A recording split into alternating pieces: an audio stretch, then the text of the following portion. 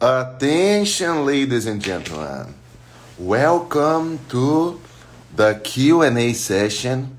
It's a pleasure to be here with you all. I hope you can see me okay. I hope you can hear me okay.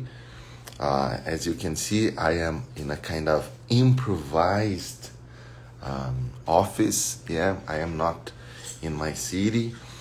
I had a chance to present last week at the ASQ conference. Hello, Sirion. How are you doing? I had a chance to present at the ASQ conference in San Antonio, Texas. And then I flew straight to... Hello, Hermon. And then I flew straight to São Paulo. But I did not drive to Itajubá because there is to my city, because there is a conference. There was a conference here in São Paulo, the Six Sigma conference, and so I had a chance to stay here, like in a back-to-back conferences, 2 conferences in a row, yeah. And again, I love to open up this space here so you can ask as many questions as you want. All questions are good questions, okay? Please feel free to drop any questions about Lean Six Sigma, regardless if you are a white belt, regardless if you are a yellow belt. Hello, Felipe. How are you? Good morning. Hello, Julio. Regardless if you are a white belt, regardless if you are a yellow belt, regardless if you are a green belt, regardless if you are a black belt or a master black belt, or if you are new, okay? If you are new to this world, okay? So once again, drop your questions here and I'll be happy to help you, okay? I got a question yesterday, for this Q&A, and so I'll get started with this question, and that is related to... Hello guys, I see a lot of friends here. Nike Adejola, hello. I can see Captain Vizila. Thank you guys. Thank you so much for joining me in this session, in this Q&A session. And it's interesting. The question was about precision, precision. And here it is very much important that you keep in mind that the main objective of Lean Six Sigma, if we want to break down into 2 pillars, yeah, so we would have 2 main objectives, 1 per pillar. It is lean, it is really about reducing waste. Six Sigma, it's really about reducing variation, right? So we know that variability is a problem. We know that variability annoys customer. We know that variability kills your predictability. And predictability is an important pillar of management, right? If you don't have control of your processes, yeah, you cannot say that you are managing your processes. Yes, management is predictability and competitiveness, yeah? Perfect. So knowing that we need to fight variation, and when I say fight variation, I am right now in a hotel, so I'm trying to bring some real examples here. Yeah. So I have a kind of, they call these a coffee stick. Yeah, coffee stick. You can just go ahead and mix this with water, hot water, then you have coffee. So I have here 2 different units, right? 2 different units. So, can I argue that the volume of coffee that I have here inside is exactly the same volume of coffee that I have here? Can I argue that the volume is exactly the same? I see that the brand is the same, the model is the same, I can see that it says here 1.3 grams. It says here 1.3 grams, yeah. But can I argue that they are exactly the same? No, no. Unfortunately not.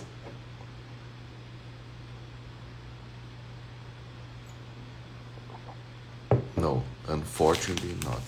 Every time in this planet that we try to make two things that were supposed to be the same, we will fail.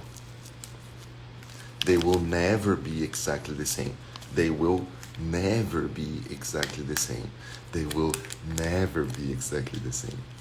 So that's why we need to measure. In this case, I'm talking about the variable that is volume, yes, or weight, yeah.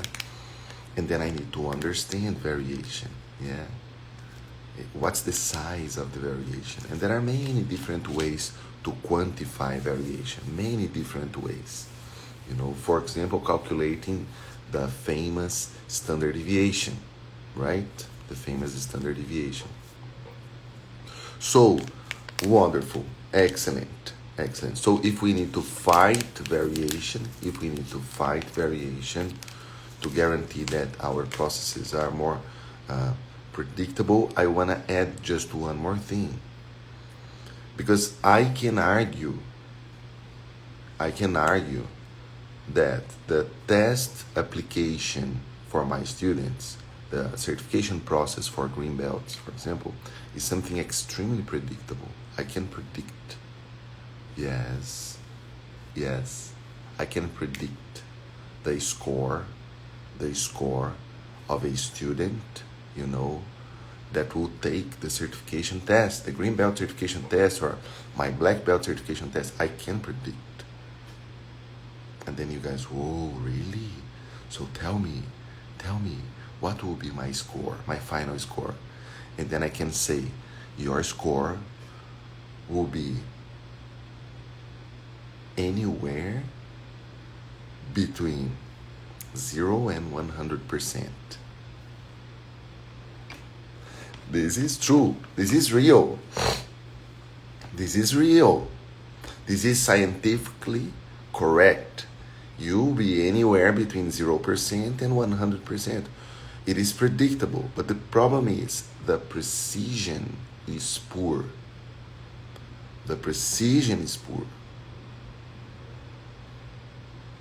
Yeah, the precision is poor.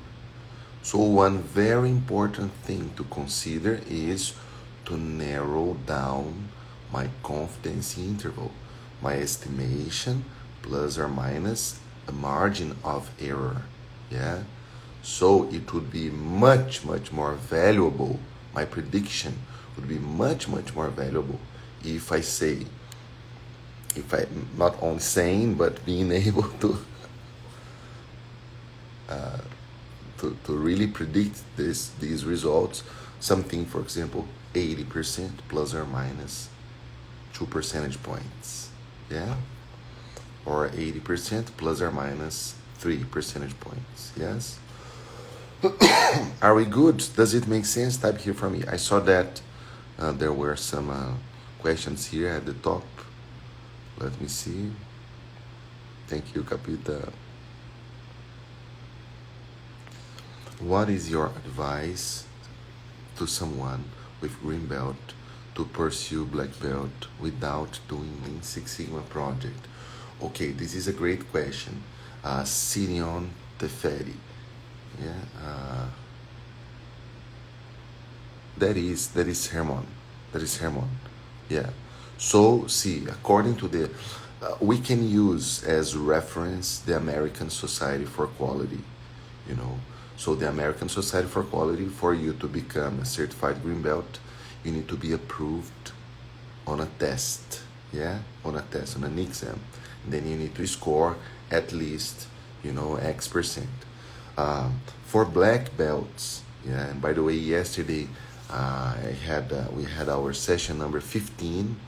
I am delivering these sessions live for my international black belts. And one of the things that I reinforced with them is you must run at least one project. At least one project. ASQ, the American Society for Quality, recommends no, it is mandatory. Before taking the test, you need to show evidence. In fact, it's a document that says that you have concluded two projects. Otherwise, you cannot take the ASQ test, certification test, yeah?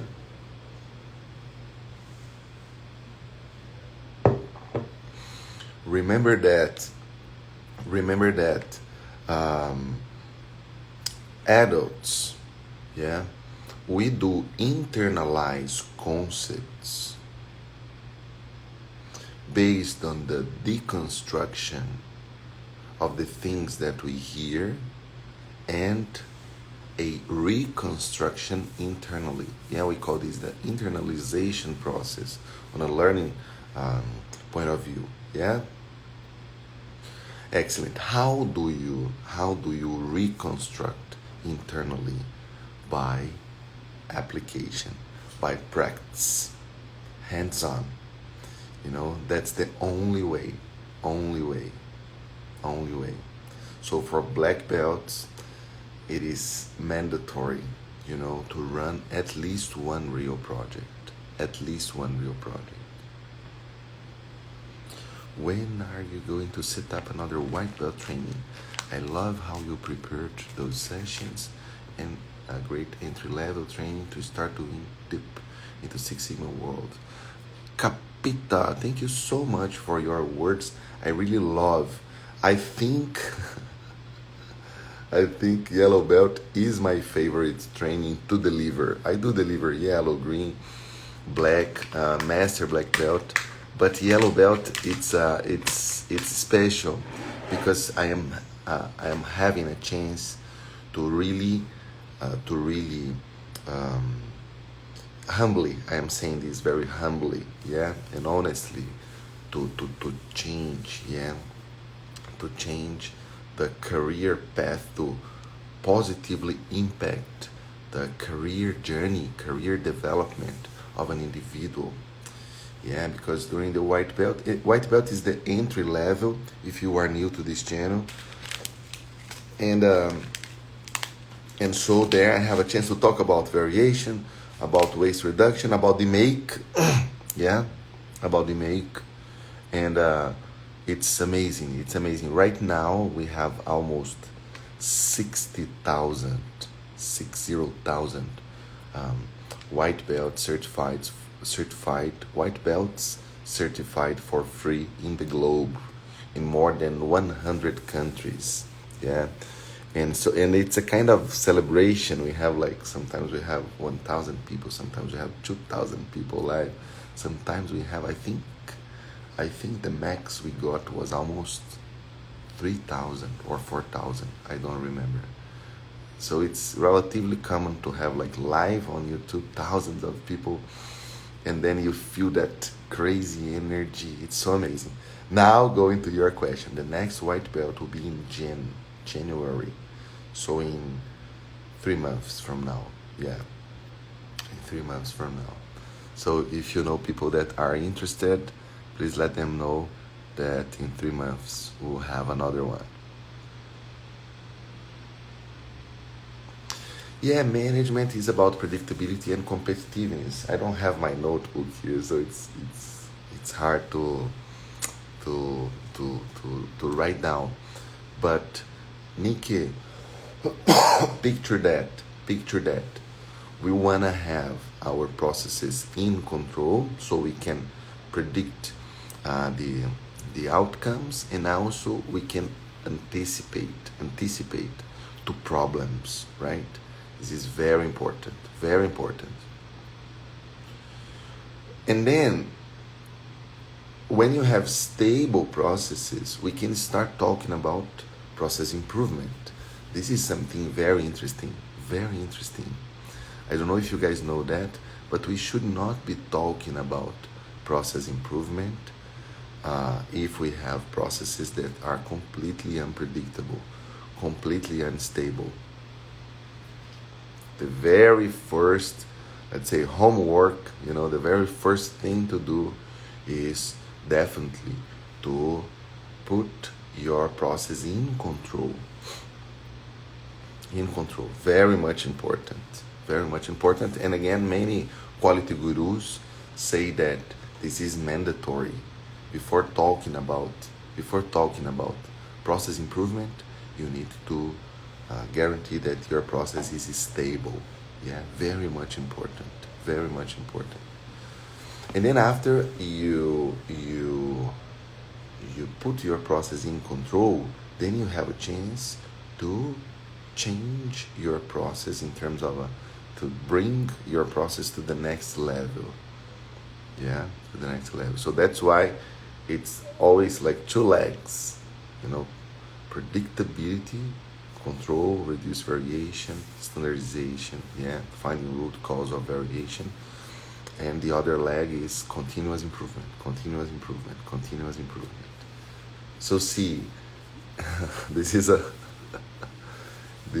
dangerous question, but you guys tell me if you have a manager, a leader, or maybe if you are a leader that is 100% of your time fighting against fighting, like outbreaks and pretty much band-aid, and pretty much working on containment, only 100% containment. My question for you is, are you a manager?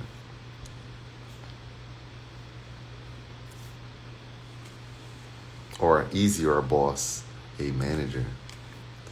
Because at least in my country, and many times in other countries too, but in my country, we still have, I would say maybe this is a thing very strong in Latin America.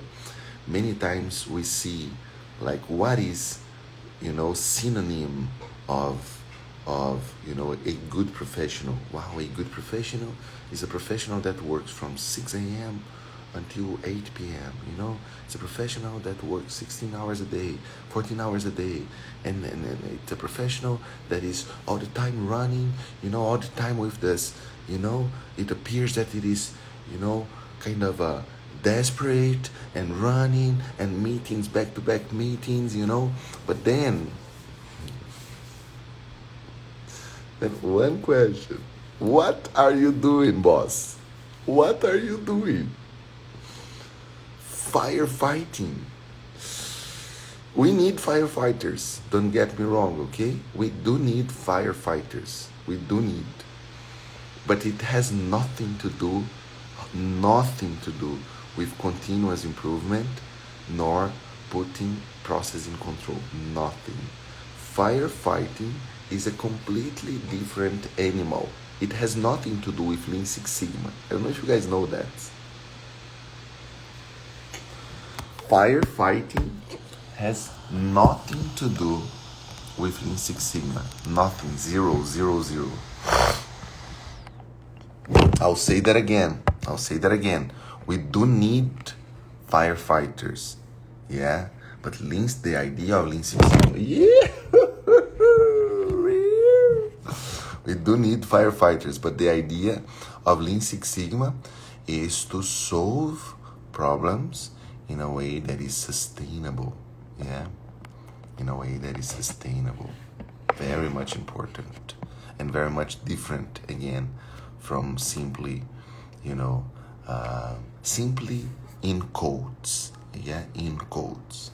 Because, again, we do need firefighters. Yeah? But again, this is not our game. This is not our animal. Yeah? Questions. All questions are welcomed in this open Q&A session. Happy Friday, by the way. Happy Friday. Can we do anywhere this project or recommend take place by Americans? No. Your Lean Six Sigma project can be, let's say, applied. You can run your Lean Six Sigma project anywhere.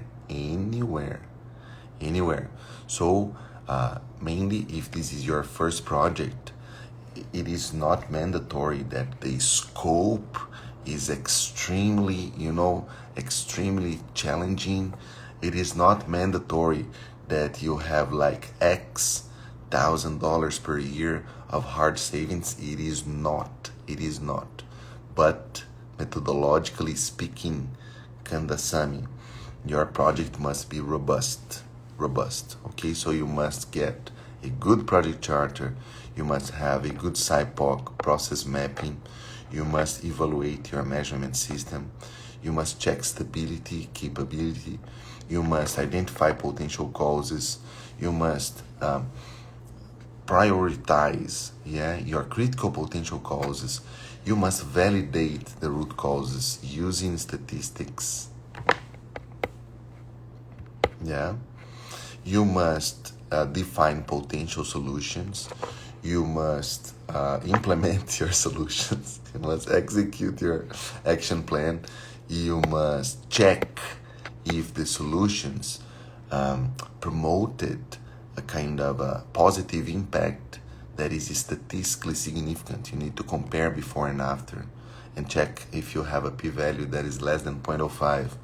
You must, on top of that, develop at least a draft of an FMEA, failure mode and effect analysis, and a control plan, and mainly to have a sign off from the champion.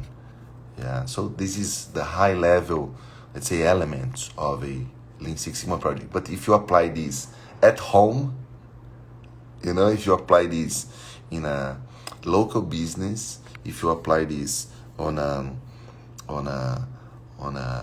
gas station, on a pharmacy, on a bakery, that's okay. So as long as you truly apply, like, methodologically speaking, in the right way, you are good. Okay? Let me know if that makes sense. We have another question from Henry. Professor, you are ASQ certified trainer. What is the difference between MF black belt certification and ASQ black belt certification? Wonderful. I am not an ASQ certified trainer. ASQ does not have a certification process for trainers. I am a Minitab certified trainer. So I am the official trainer, Minitab trainer in Brazil. At this point, the only one, and one of the 15 instructors, official Minitab instructors in the globe.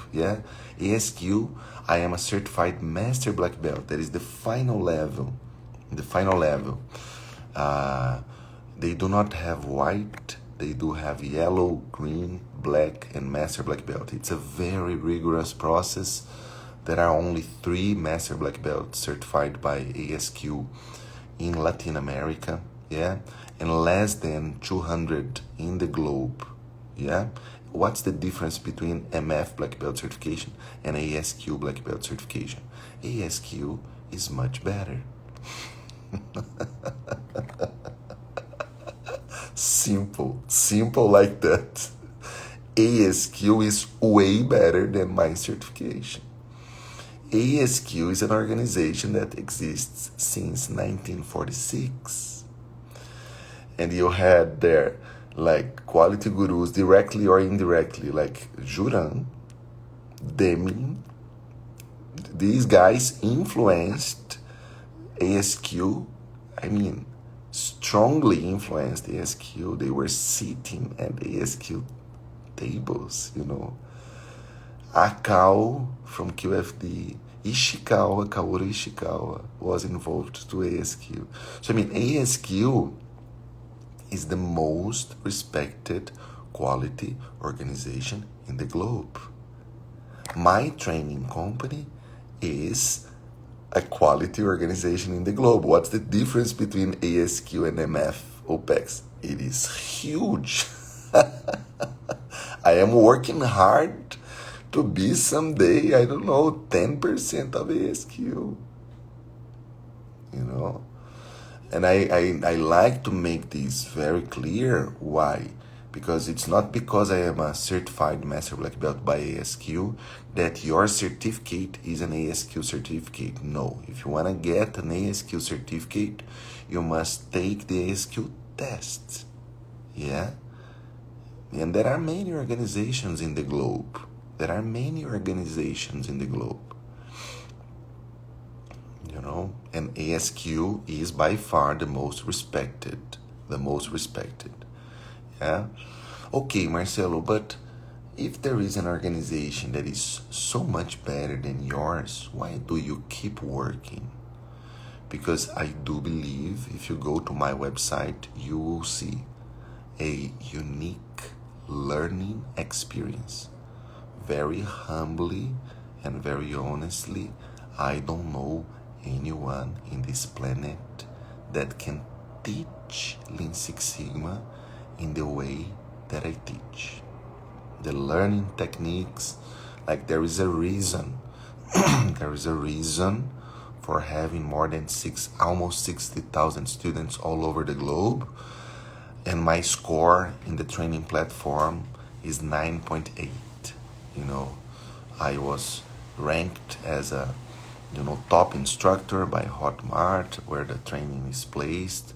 If you go to my LinkedIn, you see that I am the person, not the organization, a person with the highest number of followers on LinkedIn on this area. So there is a reason for that. And what's this reason? The way of teaching, when you tell me to explain what is hypothesis test, for example, humbly and honestly, I don't know anyone in this planet that will teach in the way that I teach. So it's a unique learning experience. Yeah, and I do have my credentials. I have a master's and PhD in Six Sigma via respected universities here in Brazil. I have many papers published.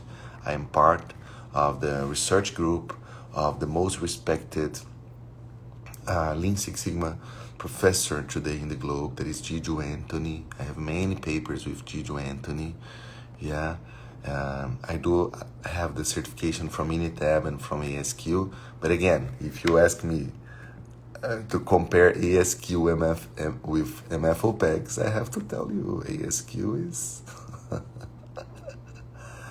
ASQ is my benchmark. Yeah, my benchmark. But again, there is a reason for in 2.5 years. Yeah, because there is 2.5 years that I went digital. Yeah, before that, I used to teach only in person. Yeah, and so now that I went digital and I went global, I would say there is a reason for this exponential growth. There is a reason, And you know why it is a unique learning experience? Why? Because I am not a fast learner. I have so many learning roadblocks. You guys, I don't know if you guys know that. I don't know if I had a chance to talk about this in details. During the white belt, normally I show my report card when I was a child. I had serious problems in school to learn. And then later on I found out that I had elements, of dyslexia. And then I had to find my own way to learn things. Then I know nowadays that I need to read again, read one more time, and read again. And then I will practice, and then I will internalize. So I am not a fast learner. So because of this, I know the pain of not understanding something. I know the pain of listening to a professor and then you don't understand what the professor is saying. I know this pain. And when I am teaching, I do my 200% to fight this pain. I don't want my students to feel the same pain. I want my students to truly understand the concepts. So I work very hard to find, the best learning strategy to explain dry concepts in a way that is beautiful, that is light, that is, simple. Why not? Why not? Yeah. And feedback is being kind of special. Thank you guys. Thank you so much. Professor Marcelo, I have a question. If the mean is below upper spec limit, would the customer be satisfied or not? If the mean is below upper spec limit, so upper spec limit, I want to have my T in no more than 10 minutes, upper spec limit, max 10 minutes.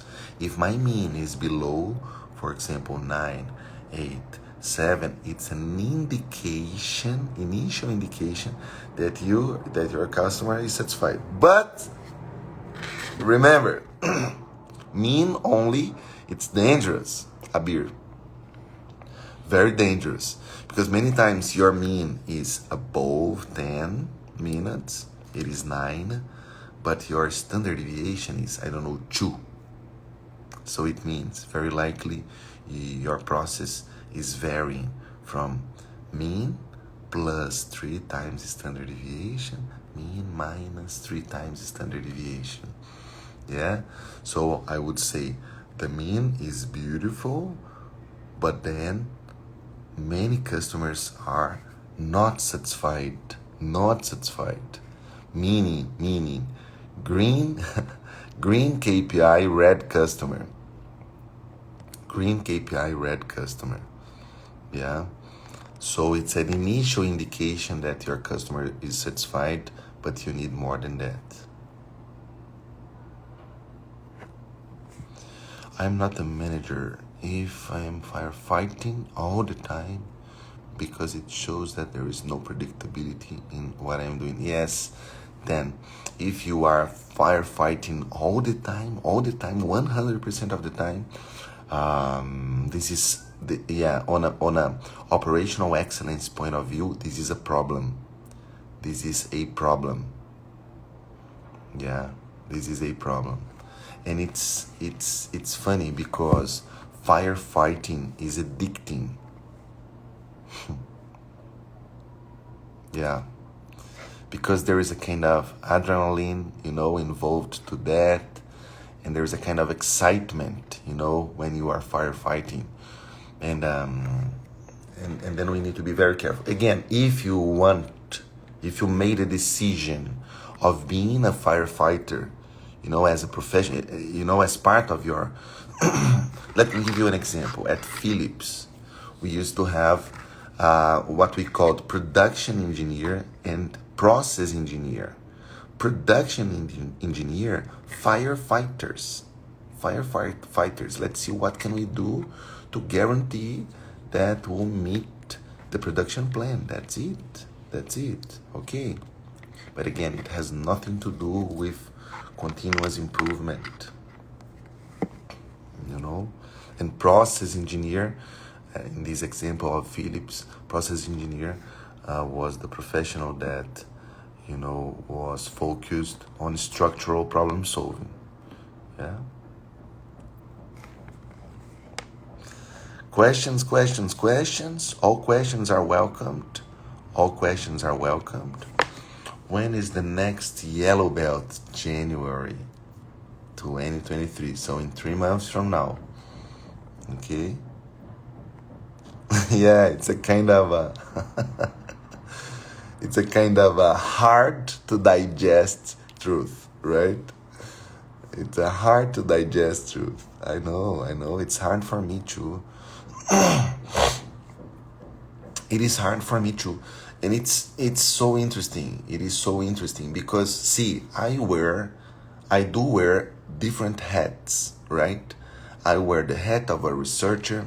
I wear the hat of a consultant. I wear the hat of a professor. And I do wear the hat of let's say, a CEO. I do have my own training company, right? And I have to tell you, I ended hiring 2 black belts to help me. Because when we are in the middle, like of the battle. You know, when we go to the battlefield, you know, it is hard. It is hard to separate. You know, it is hard to separate what is, you know, structural and what is like firefighting.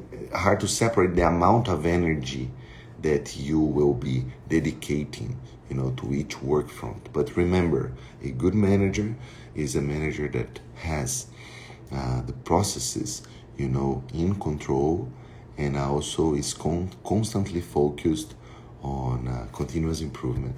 Yeah? Do you think we can take the ASQ test after taking your lessons? I just recommend one thing. Just do some simulations, test simulations, okay? Because ASQ has a unique test question, you know, the multiple choice questions, they have a certain characteristic. Many times you have like, for example, alternative A, this is a car. Alternative B, this is a bicycle. This is a bike. Alternative C, this is a piece of glass. Ooh, this is a piece of glass. Alternative D, this is a mug. Ay. This is a piece of glass and this is a mug. So, but which one is kind of, you know, more adequate? Which one is more correct? It's a mug.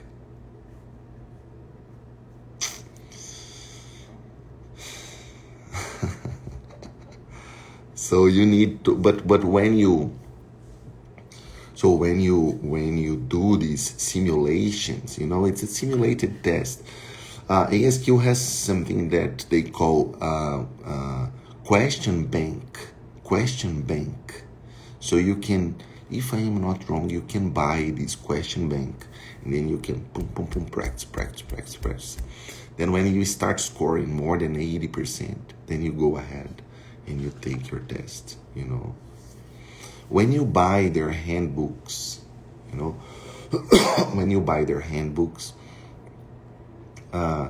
you see that at the very end you have like a lot of questions, you know, and they are kind of simple tests, and you can use it as a reference. Okay.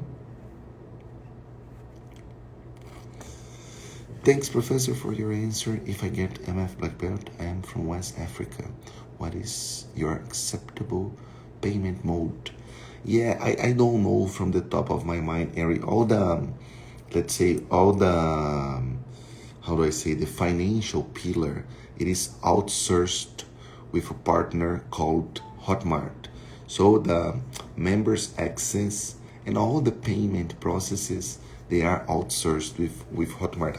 I honestly do not have all the details. I know they take like credit card. I think they have an option for 2 credit cards. They have PayPal as well. Okay. And there are other options depending on the country as well. Okay. Depending on the country. Thank you, Candace. I do appreciate your words. Thank you very much. Thank you, Nikki. Thank you so much. I do appreciate. Questions.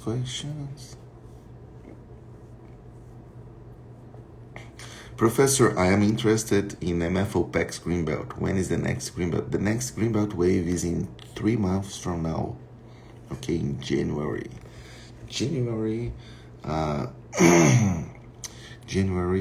2023. Okay, so always when we open up a white belt wave, a free white belt wave, we will always offer the combo yellow and green after that. Okay, so anytime that you guys see me, you know, inviting people for the white belt training, you can be sure that there will be yellow slash a combo yellow green belt wave. Yeah, the next one will be in 3 months from now, in January 2023. So next year. How can we practice Lean Six Sigma as a white belt, as a member? That's a good question. A white belt will have awareness, a general idea of Lean Six Sigma. So it is not expected that white belts can run projects, but we do present the make in details. So my recommendation would be set for each phase, define, measure, analyze, improve, and control. Set for each phase, actions. How will you use the pyramid structure that we present in white belt? How will you quantify the size of the problem? How will you identify root causes? How will you define your action plan? Yeah, how will you control your improved process? Yeah, you can do that. But again, being very honest, white belts, they normally do not lead projects. To lead projects, you must be a green belt. Yeah. Professor, I enrolled for green belt certification, but I still have a long way to go. Is there an extension beyond the 1 year deadline?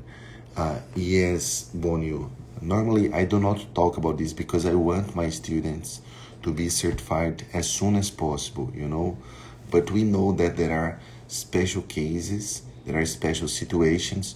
So yes, we do have a renovation program, So yeah, there is a possibility to extend, beyond the 1 year. And when we get close to that, you will be notified. Yes, but please, I know that I don't have all the details about your professional and personal life, but as a friend, now I'm talking as a friend, as I'm talking to my brother, remember that yellow and green, we are talking about yellow and green, we are talking about 60 hours, 60 hours. So please try to do this as soon as possible. Yeah. And remember that we have our LinkedIn community, we have our support email, we have our weekly Q&A sessions. Yeah. To ask as many questions as you want. Wonderful. I don't know the price for the question bank. Hello, Mohammed. Yeah, if you guys Google ASQ question bank, you guys will see that. Yeah. Wonderful, guys. It was a pleasure. Normally I try to keep this a 30-minute conversation. We went a little bit beyond, but it's amazing because the volume of questions, the questions were really good, and it's always amazing, to have this conversation with you guys. Yeah. So thank you so very much, and I am looking forward to talking to you guys again. Bye bye.